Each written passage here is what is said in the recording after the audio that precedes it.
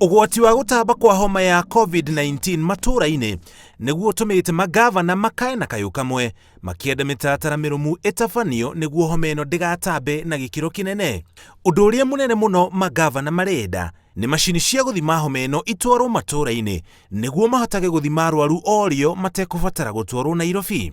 Gavana wa Embu Martin Wambora aheanire muhiano wa andu maumite mabururi mangi na kuinuka kaunti-ini ya Embu na muingi niguo wamenyithirie thirikari ya kaunti iguru ria ageni aya. I'll give an example of Embu where we got 4 residents who have been staying overseas, 3 in UK and 1 in Holland or Netherlands. If it was not because of the alertness of the people in the villages, they would have gone there and invited people all over the place. But we were able to contain the 4 very fast.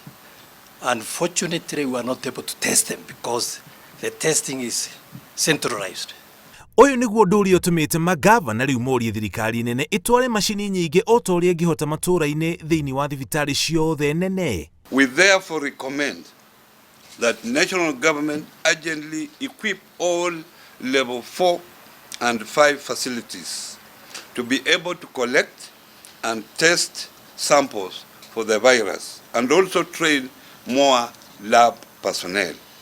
Better still, all counties need to have testing centers.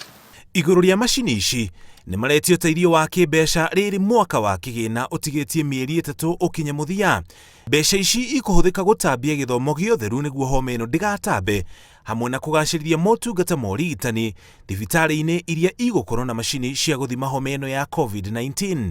Counties have no budget in the emergency vote, and therefore the national government has to allocate resources to counties, this being a national disaster.